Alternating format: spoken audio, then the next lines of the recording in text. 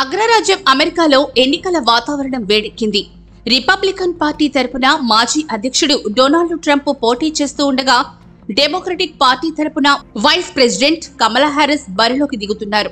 గత కొద్ది రోజులుగా కమలపై విరుచుకుపడుతున్న ట్రంప్ పై ఆమెను వ్యక్తిగతంగా టార్గెట్ చేస్తున్నారు. అంతేకాదు, ఆమె జాతీయతపైన నోటికొచ్చినట్లు మాట్లాడుతున్నారు. దీనిపై కమలా హ్యారిస్ కూడా ఆయనకు ధీటుగానే సమాధానమిస్తున్నారు. దీంతో వీరిద్దరూ కలిసి ఎప్పుడు డిబేట్లో పాల్గొంటారోనని అమెరికా ప్రజలు ఆసక్తిగా ఎదురుచూస్తున్నారు.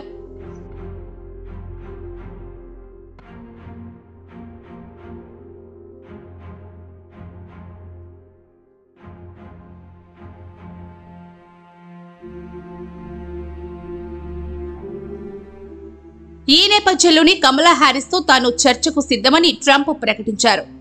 ఫ్యాక్స్ న్యూస్ నుంచి వచ్చిన ఆహ్వానం మేరకు సెప్టెంబర్ 4న పెన్సిల్వేనియాలో కమలా హ్యారిస్ తో చర్చకు తాను సిద్ధమని Trump social media platform Truth వేదికగా ప్రకటించారు. సెప్టెంబర్ 4న ఫ్యాక్స్ న్యూస్ నిర్వహించే ఈవెంట్ లో కమలా హ్యారిస్ తో డిబేట్ కు నేను అంగీకరించా.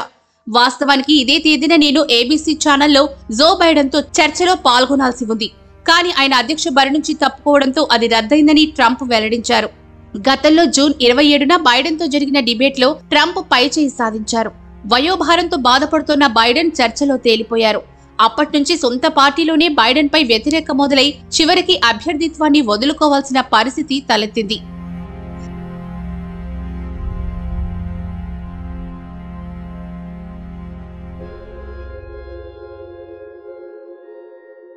పెన్సిల్వేనియాలో డిబేట్ కు రావాలని గతంలోనే ఫ్యాక్స్ న్యూస్ డొనాల్డ్ ట్రంప్ కమలా హ్యారిస్ కు ఆహ్వానం పంపింది.